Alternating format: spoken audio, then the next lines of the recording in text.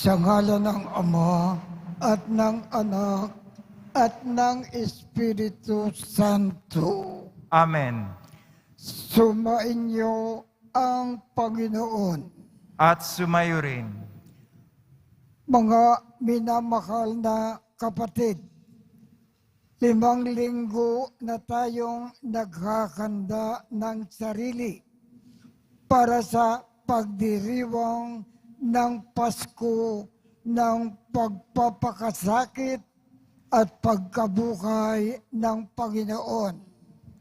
Sinikap nating unawain at tuparin ang ating pananagutan sa Diyos at sa kapwa-tao, alinsunod sa aral at kalimbawa ni Jesucristo. Kaisa ng buong simbahan, sinisimulan natin ngayon ang mga mahal na araw. Si Kristo ay matagumpay na pumasok sa kanyang lungsod upang tuparin ang kanyang gawain bilang Mesiyas, ang magpakasakit, mamatay at muling mabuhay para sa ating kaligtasan. Taimtim nating sariwain sa alaala ang kanyang pag-aalay ng sarili para sa kapwa at sundan natin siya ng may buhay na pananampalataya. Kaisa niya sa pagdurusa sa krus, tayo nawa ay makahati niya sa kanyang pananaig sa kamatayan at sa kanyang bagong buhay. Manalangin tayo.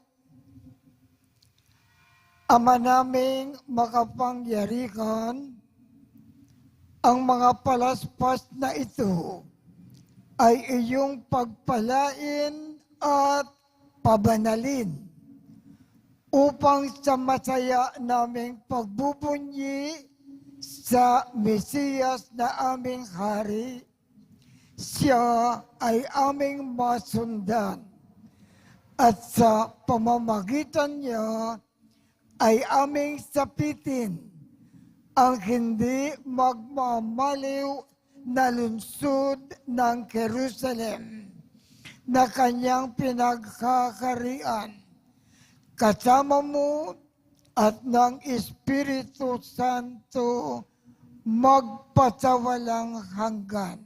Amen.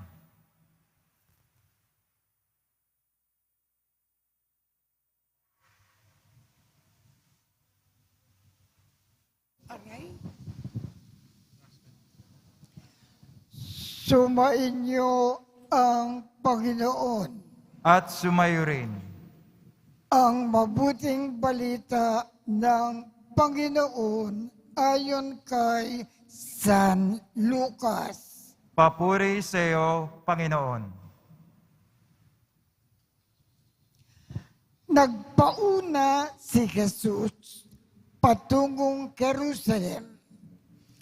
Nang malapit na siya sa Betpage at Betania, sa bundok na kung tawagin ay bundok ng mga olibo, pinauna niya ang 2 alagad. Sinabi niya sa kanila, pumunta kayo sa susunod na nayon.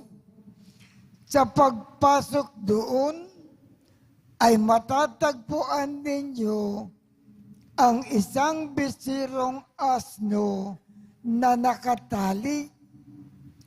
Hindi pa ito nasasakyan ninuman. Kalagin ninyo at dalhin dito. Kapag may nagtanong kung bakit ninyo kinakalag, Sabihin ninyo na kailangan ng Panginoon. Kaya't lumakad ang mga inutusan at natagpuan nga nila ang asno. Ayon sa sinabi sa kanila ni Jesus. Samantalang kinakalag nila ito, tinanong sila ng mga may-ari, bakit ninyo kinakalag iyan? Kailangan ito ng Panginoon, tugon nila. Dinala nila kay Jesus ang asno at matapos isapin sa likod nito ang kanilang mga balabal, siya ay pinasakay nila lang mga balabal. Nang malapit na siya, palusong na sa libis ng bundok ng mga ulibo, nagsigawan sa galak ang buong pangkat ng mga alagad at malakas na nagpupuri sa Diyos dahil sa mga kababalaghan na nasaksikan nila. Ang wika nila, purihin ang hari na dumarating sa ngalan ng Panginoon. Kapayapaan sa langit, purihin ang Diyos. Sinabi sa kanya ng ilang Pariseo na kasama ng karamihan, Guru, sawayin mo nga ang iyong mga alagad.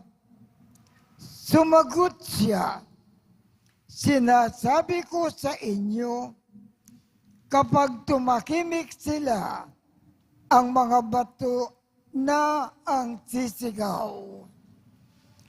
Ang mabuting balita ng Panginoon. Pinupuri ka namin, Panginoong Jesucristo. Mga minamahal na kapatid, tularan natin ang mga tao na nagbunyi kay Jesus.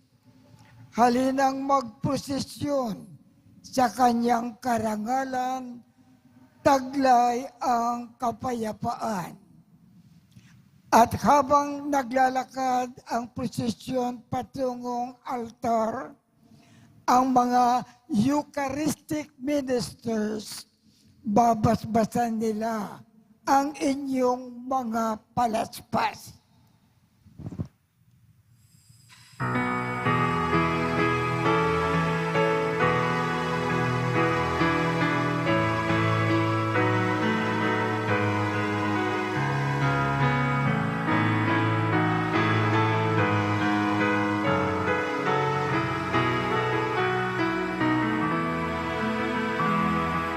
Sana ang aming awit sa anak ni David, sa ngalan ng Diyos na sa langit, pagpapalat, pagtubos sa amin.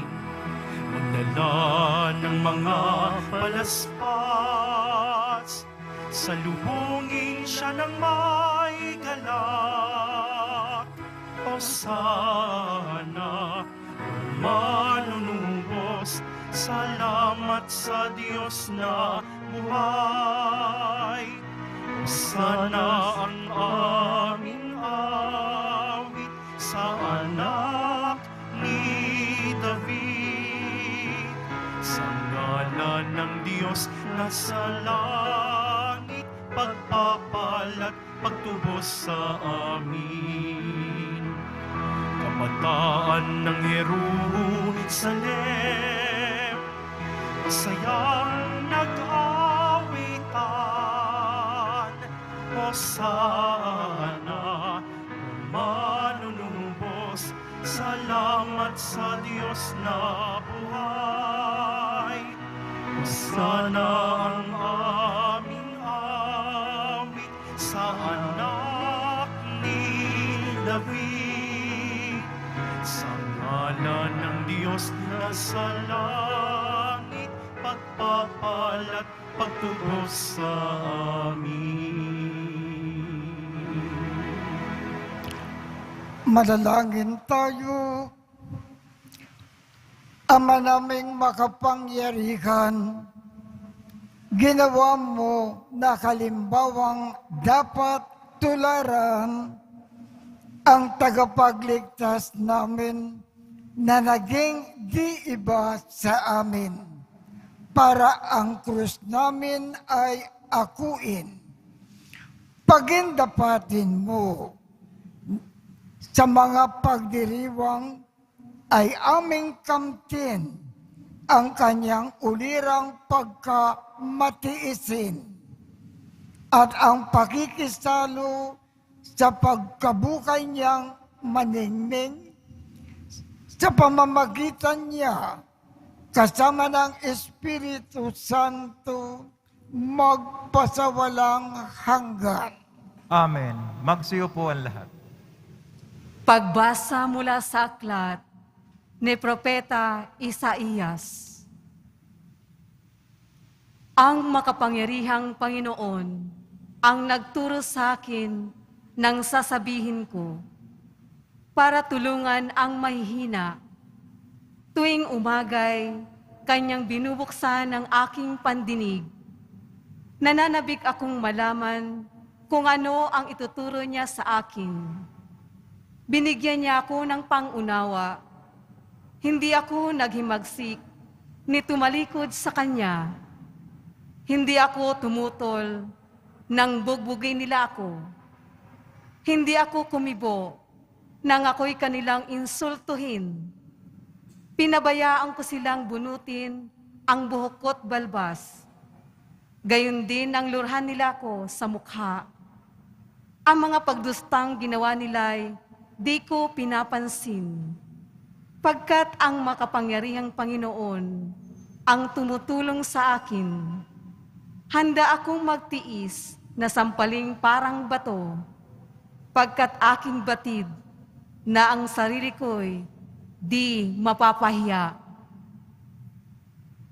Ang salita ng Diyos. Salamat sa Diyos.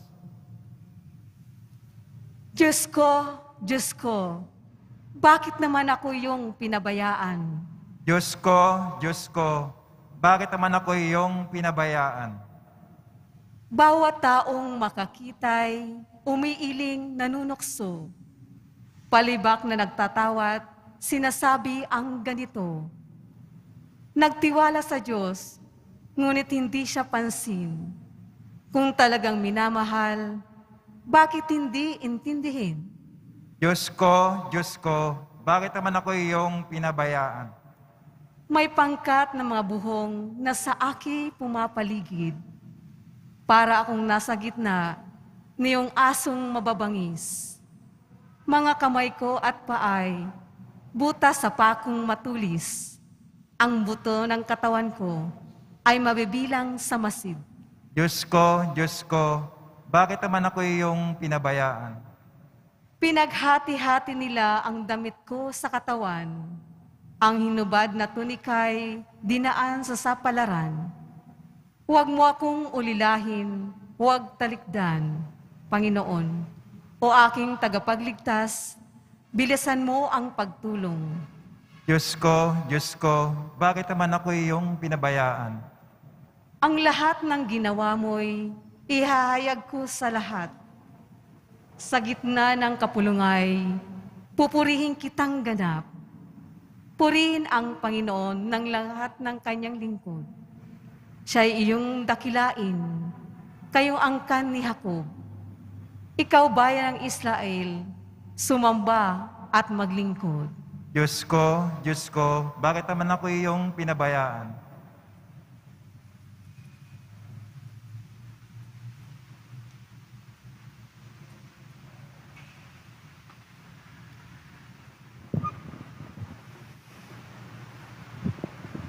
Pagbasa mula sa sulat ni Apostol San Pablo sa mga taga-Filipos. Si Kristo Jesus, bagamat siya'y Diyos, ay hindi nagpilit na manatiling kapantay ng Diyos. Bagkus hinubad niya ang lahat ng katangian ng pagkadiyos, nagkatawang tao at namuhay na isang alipin. Nang maging tao, siya'y nagpakababa at naging masunurin hanggang kamatayan. Oo, hanggang kamatayan sa krus. Kaya naman siya'y itinampok ng Diyos at binigyan ng pangalang higit sa lahat ng pangalan.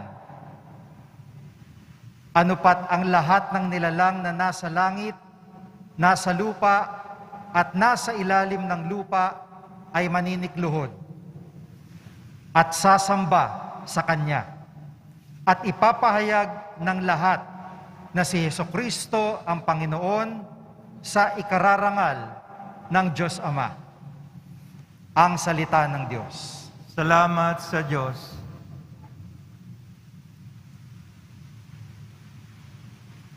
Pagsitayo na po.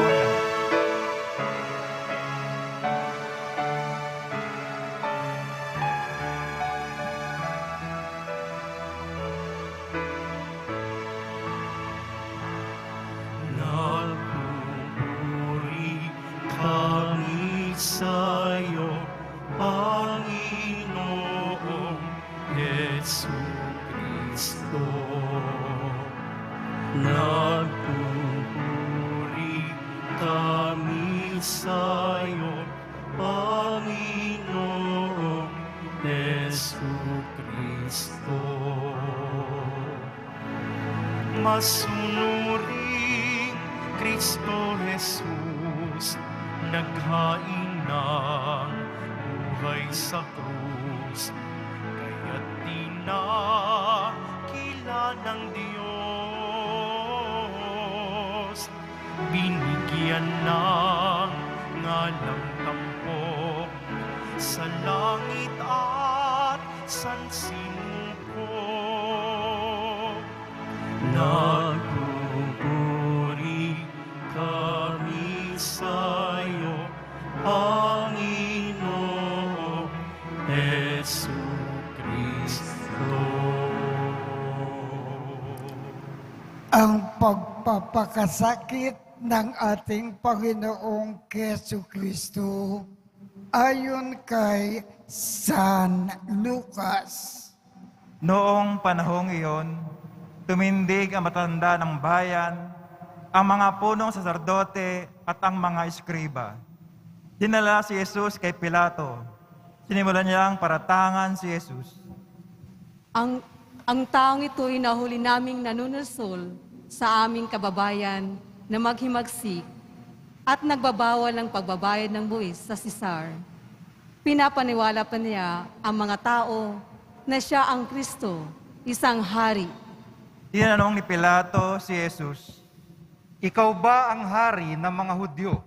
Tumugon si Jesus. Kayo na ang nagsasabi. Sinabi ni Pilato sa mga punong saserdote at sa mga tao, Wala akong makitang kasalanan sa taong ito. ngunit mapilit sila at nagwika.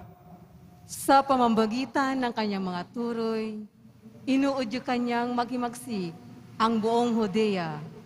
Nagsimula siya sa Galilea at ngayon narito na. Nang marinig ito ni Pilato, itanong niya kung taga Galilea si Jesus. At nang malaman siya'y mula sa nasakupan ni Herodes, kanya ipinadala siya sa taong ito na noon namay nasa Jerusalem. Tuwang-tuwa ito nang makita si Jesus. Marami na siyang nababalitaan tungkol dito at matagal niyang ibig makita. Umaasa siyang gagawa ito ng kababalaghan at ibig niyang makita iyon. Kaya tinanong niya ng tinanong si Jesus, ngunit hindi ito sumagot kaunti man. Naroon ang mga punong saserdote at ang mga eskriba na walang tigil ang kakaparatang kay Jesus. Hinamak siya at tinuya ni Herodes, pati ng kanyang mga kawal. Sinuotan siya ng maringal na damit at pinabalik kay Pilato.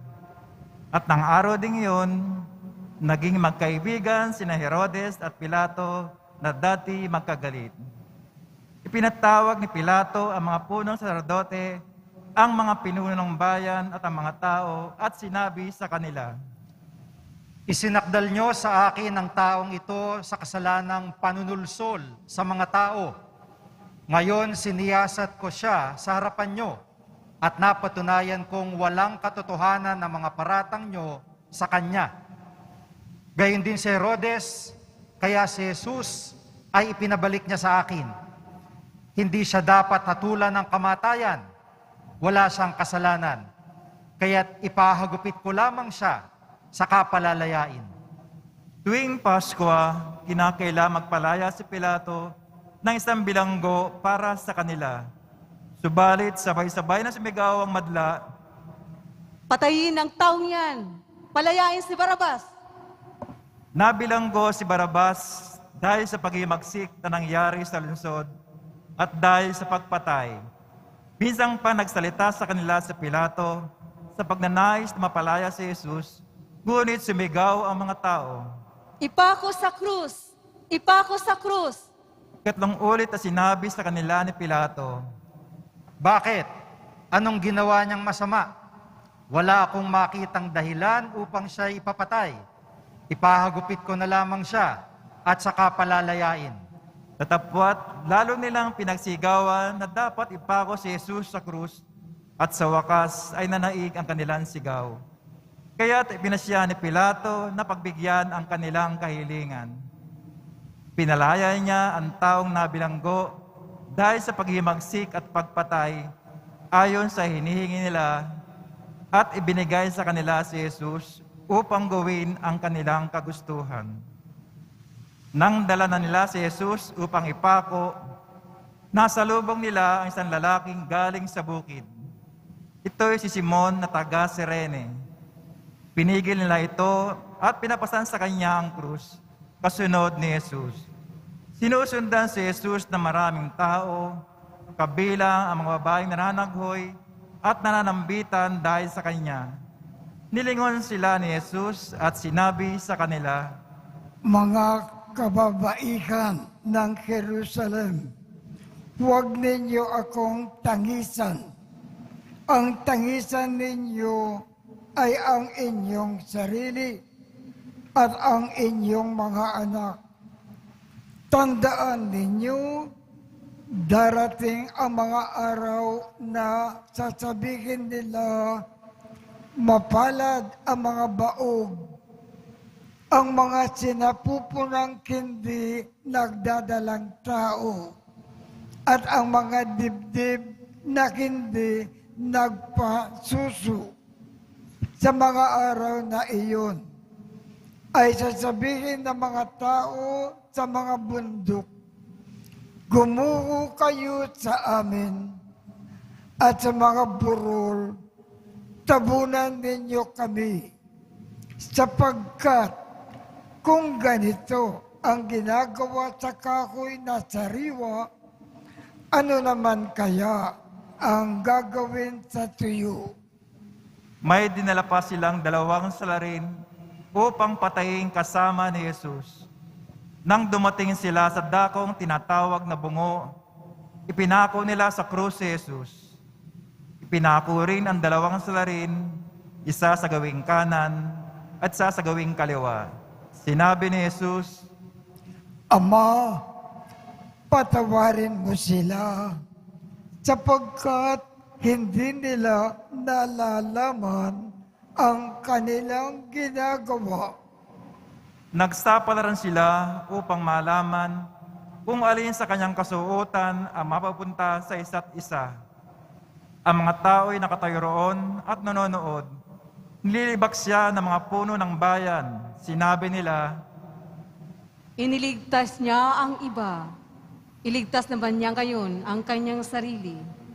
Kung siya nga ang Mesiyas, ang hinirang ng Diyos. nilibak din siya ng mga kawal, nilapitan at inalok ng maasim na alak. Sinabi nila, Kung ikaw ang hari ng mga Hudyo, iligtas mo ang iyong sarili. naroon din nakasulat sa ulunan ni Jesus sa wikang Griego, Latin at Hebreo, ito ang hari ng mga Hudyo. Tinuya siya ng isa sa mga salaring nakabiti na nagwika, Hindi ba ikaw ang Mesiyas? Iligtas mo ang iyong sarili, pati na kami. subalit pinagsabihan siya ng kanyang kasama. Hindi ka ba natatakot sa Diyos? Ikaw may pinarurusahang tulad niya. Matuwid lamang na tayo'y parusahan ng ganito dahil sa ating mga ginawa. Ngunit ang taong ito'y walang ginawang masama. At sinabi niya kay Jesus, Jesus, alalahanin mo ko kapag naghahari ka na. sumagot si Jesus, Sinasabi ko sa iyo ngayon, di isasama kita sa paraiso. nagmag-i ika-12 ng tanghali, nagdilim ang buong lupain hanggang sikatlo ng hapon. Nawala ng liwanag ang araw at ang tabing ng templo'y napunit sa gitna. Sumigaw ng malakas si Jesus, Ama, sa kamay mo, ipinagtatagubilin ko ang aking espiritu. at pagkasabi nito, nalagot ang kanyang hininga. Magsilod po ang lahat at manahimik sandali.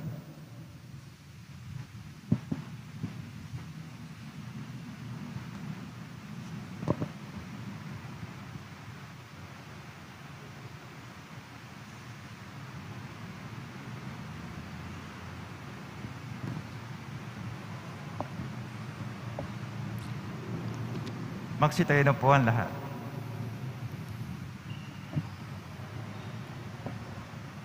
Nang makita ng kapitan ang nangyari, nagpuri siya sa Diyos at sinabing, Tunay ngang matuwid ang taong ito. ang nangyaring ito ay nakita ng lahat ng tao nagkakatipon at nagmamasid. At umuwi silang dinadagukan ang kanilang dibdib. Nakatayo naman sa di kalayuan ang mga kaibigan ni Jesus, pati ang mga babaeng sumusunod sa Kanya mula sa Galilea, at nakitir nila ang mga bagay na ito. Ang mabuting balita ng Panginoon. Pinupuri ka namin, Panginoong Hesukristo. Magsiyo po ang lahat. Ngayon po, Linggo ng Palaspas. Ano dapat ang maging diwa ng araw na ito? Kanina po, iginagawayway natin ang ating mga palaspas pataas at iginagawayway natin ang ating mga palaspas sa ating paligid.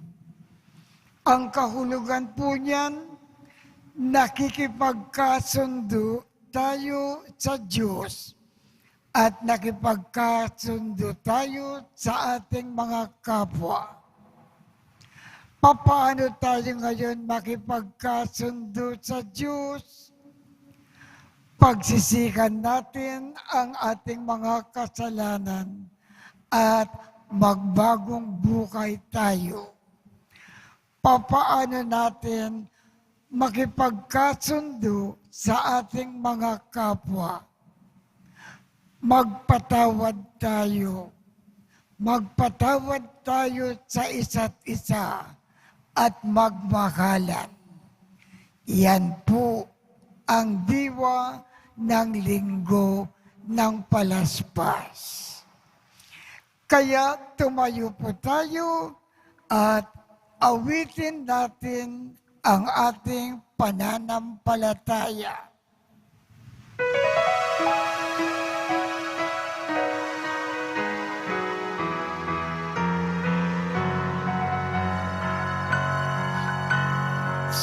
Sumasampalataya ako sa Diyos, Amang makapangyarihan, sa lahat na may gawa ng langit at lupa.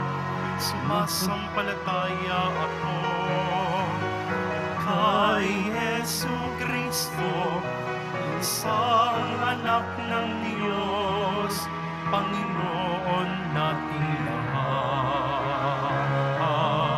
Nagkatawang tao siya,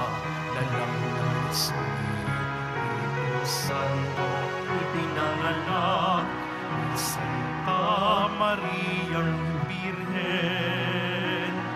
Pinagpagkasama ni Poncio Pilato, pinako sa krus, namatay ibig.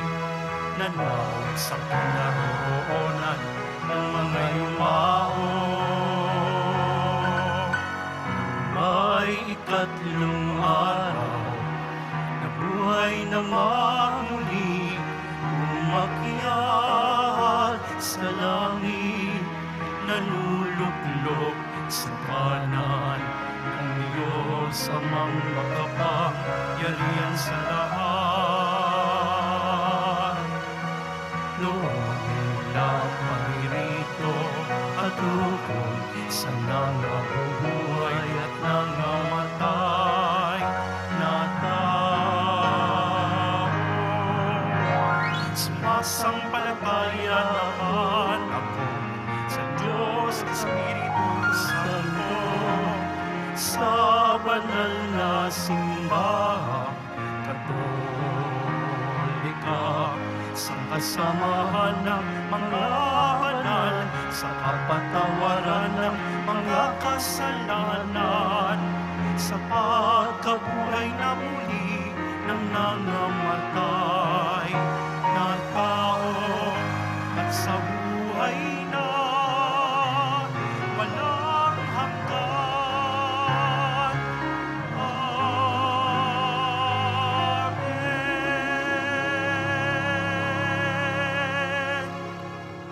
Amen. Ama, naririto kami sa harap mo upang makibahagi sa mahal na pagpapakasakit ni Kristo. Umaasang matatamo rin ang grasya ng kanyang kaluwalhatian. Ang ating tugon sa pamamagitan ng pagpapakasakit ni Kristo, Ama, dinggin mo kami. Sa pamamagitan ng pagpapakasakit ni Kristo, Ama, dinggin mo kami. Maging buhay na saksi nawa ang simbahan ni Kristong nakapako sa krus sa gitna ng kahirapan, sakit, pagdurusa at pagkamuhi. Manalangin tayo. Sa pamamagitan ng pagpapakasakit ni Kristo, Ama, dinggin mo kami. Tularan nawa ng mga nais maging pinuno ng aming bayan, si Kristong dumating upang maglingkod at hindi paglingkuran. Manalangin tayo. Sa pamamagitan ng pagpapakasakit ni Kristo, Ama, dinggin mo kami. Matupad nawa ng programang Alay Kapwa ang kanilang mga naisin na tulungan ang mga nangangailangan. Manalangin tayo. Sa pamamagitan ng pagpapakasakit ni Kristo, Ama, dinggin mo kami. Aliwin mo sa iyong presensya, O Diyos, ang mga kapatid naming pumanaw. Manalangin tayo.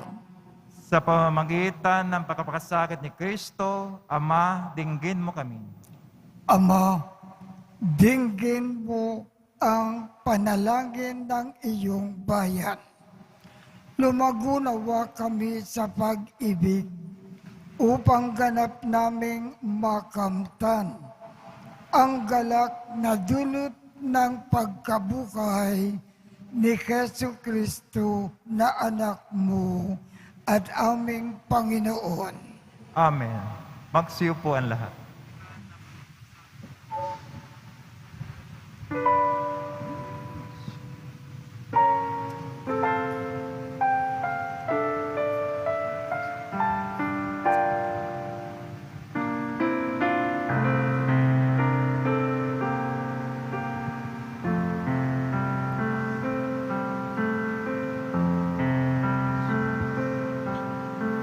Sa iyo, Ama, aming handog, ang tinapay at alak na ito, handog ng iyong bayang sumasamot, humingi ng patawad mo.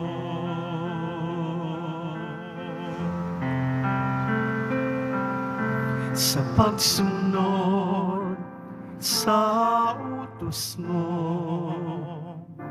Nalulugod akong nais, di masukat ang dala ko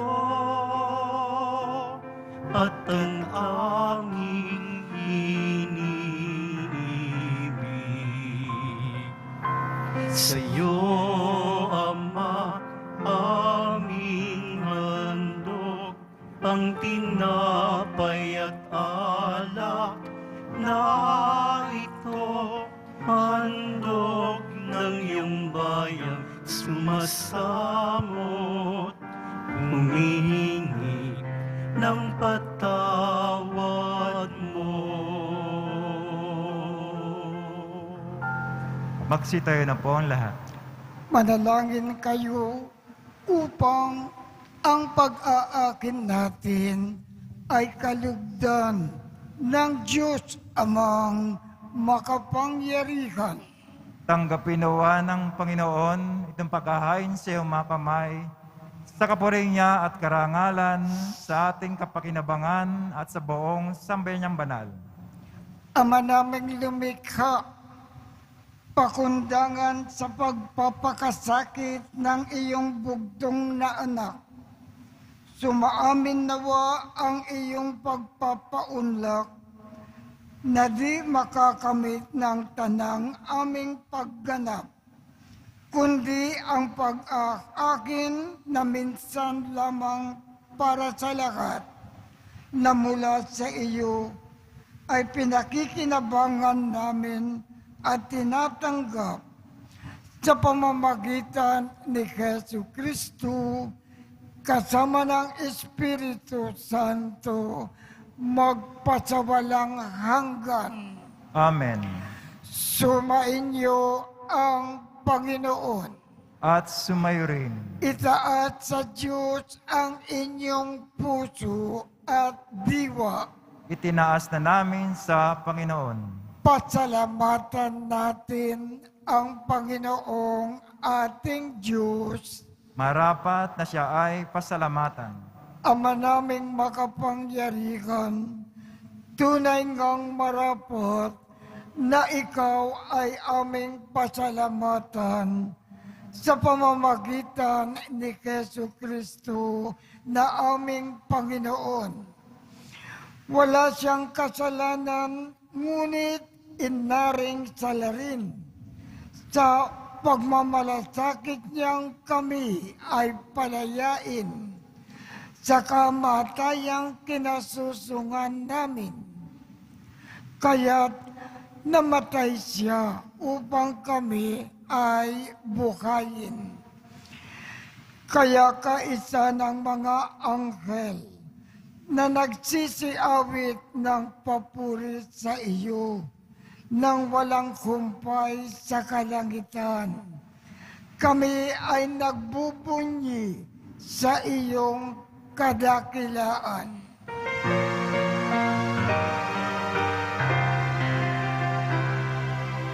Santo, Santo, Santo, Panginoong Diyos ng mga hukbo, napupuno ang langit at lupa ng kadakilaan. Hosana, Hosana, Hosana sa kaitaasan.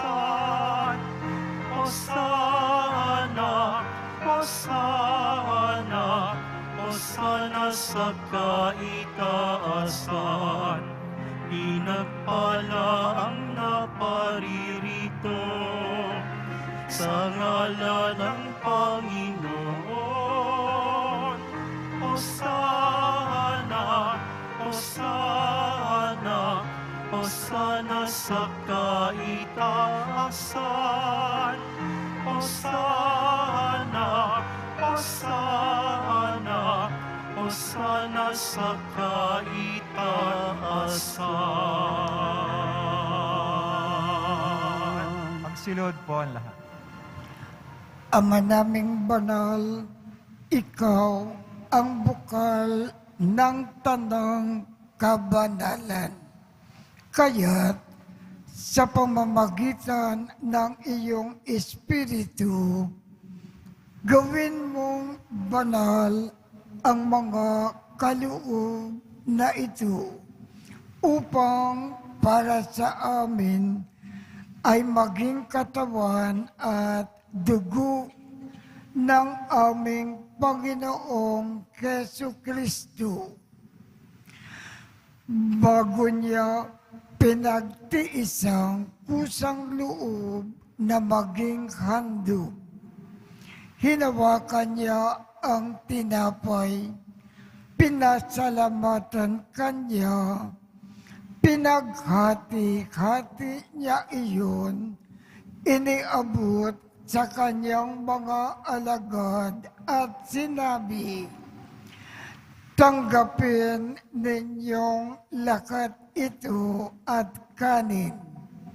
Ito ang aking katawan na ikakandog para sa inyo."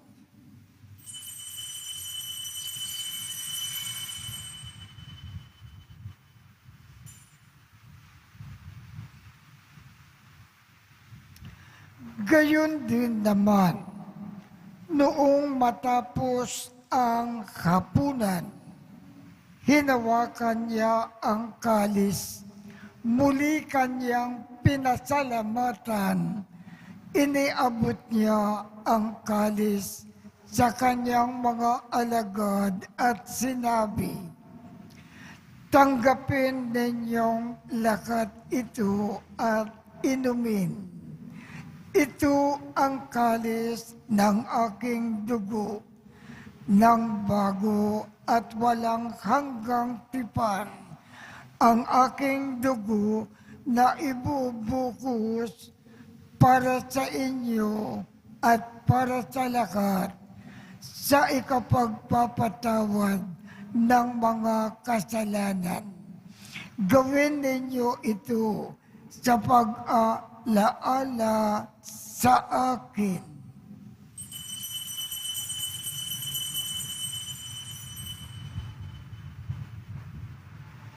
Magsitayo na po ang lahat. Ipagbunyi natin ang misteryo ng pananampalataya. Si Kristo'y namatay, si Kristo'y nabuhay, si Kristo'y babalik sa wakas ng panahon. Ama, ginagawa namin ngayon ang pag-aalala sa pagkamatay at muling pagkabuhay ng iyong anak. Kaya't iniaalay namin sa iyo ang tinapay na nagbibigay buhay at ang kalis na nagkakaloob ng kaligtasan. Kami ay nagpapasalamat dahil kami ay iyong minarapat na tumayo sa harap mo para maglingkod sa iyo. Isinasamo namin kaming magsasalo-salo sa katawan at dugo ni Kristo ay mabuklod sa pagkakaisa sa pamamagitan ng Espiritu Santo. Ama, lingapin mo ang iyong simbakang laganap sa buong daigdig. Puspusin mo kami sa pag-ibig, kaisa ni Francisco, aming Papa, Jose, aming Obispo, at ng Tanang Kaparian. Alalakanin mo rin ang mga kapatid naming nakimlay nang may pag-asa na sila ay muling mabubuhay. Gayon din ang lakat ng mga pumanaw. Kaawaan mo sila at patuloyin sa iyong kaliwanagan. kaawaan mo at pagindapatin kaming lahat na makasalo sa iyong buhay na walang wakas. Kaisa ng mahal na Birhen Maria na ina ng Diyos, ng kabiyak ng puso niyang si San Jose, kaisa ng mga apostol at ng lahat ng mga banal na namuhay dito sa daigdig ng kalugod-lugod sa iyo, maipagdiwang nawa namin ang pagpupuri sa ikararangal mo sa pamamagitan ng iyong anak na aming Panginoong Heso Kristo. Sa pamamagitan ni Kristo, kasama niya at sa Kanya, ang lahat ng parangal at papuri ay sa iyo, Diyos Amang makapangyarihan, kasama ng Espiritu Santo, magpasawalang hanggan. Amen. Amen.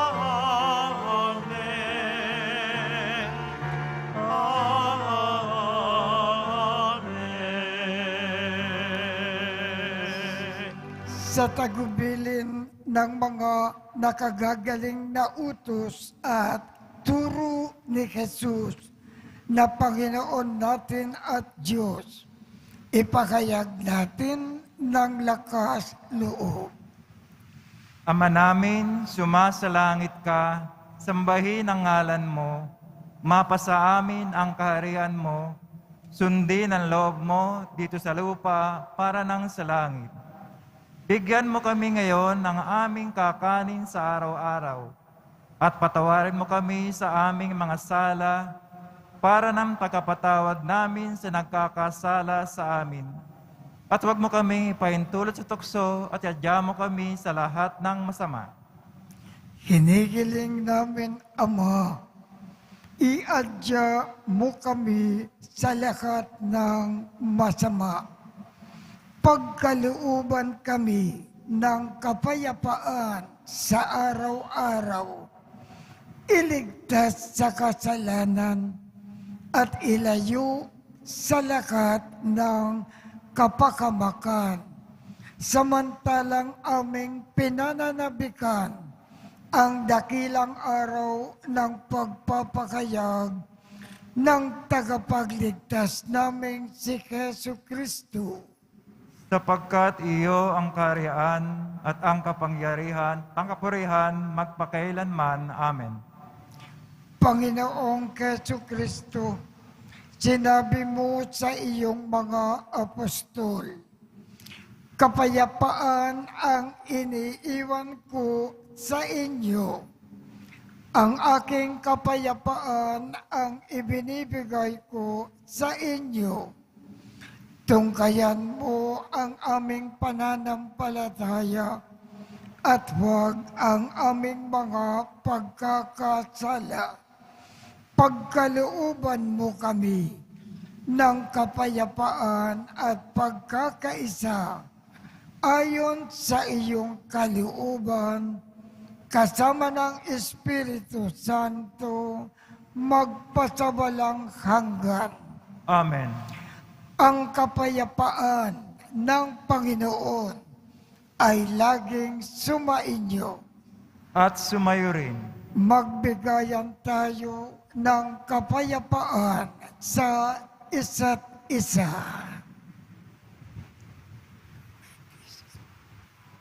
Kordero ng Diyos, nag-aalis ng mga kasalanan ng sanlibutan, maawa ka sa amin. Kordero ng Diyos, nag-aalis ng mga kasalanan ng sanlibutan, maawa ka sa amin. Kordero ng Diyos, na nag-aalis ng mga kasalanan ng sanlibutan, ipagkaloob mo sa amin ang kapayapaan. Magsulihod po ang lahat.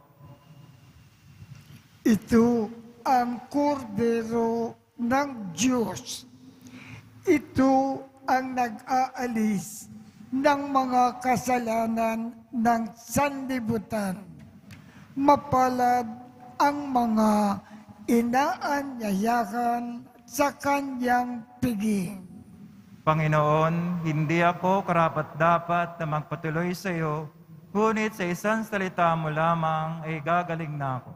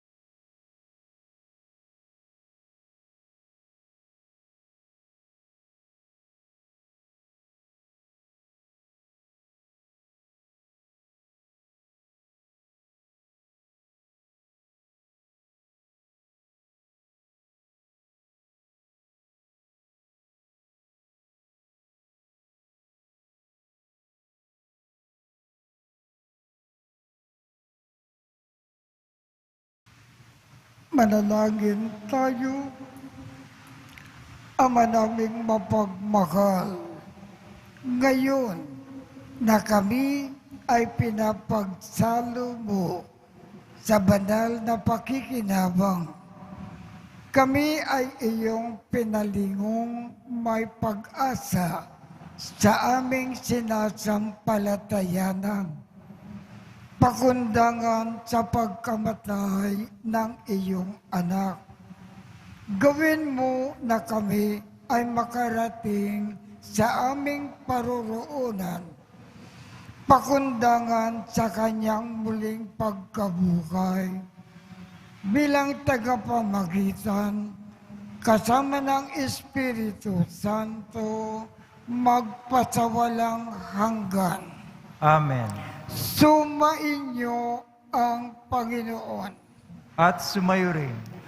Kaawaan kayo ng Diyos at gawaran niya ng pagbabasbas ang inyong mga larawan, mga dasalan, at mga ibang religious articles upang makatulong sa inyong kasalukuyang buhay sa ikauunlad sa paggawa ng kabutihan, upang inyong makamit ang ligaya sa kalangitan sa pamamagitan ni Jesucristo kasama ng Espiritu Santo magpasawalang hanggan. Amen. At pagpalain kayong lahat ng makapangyarihang Diyos, Ama, Anak, at Espiritu Santo. Amen. Tapos na po ang misa. Humayo tayong mapayapa. Salamat sa Diyos.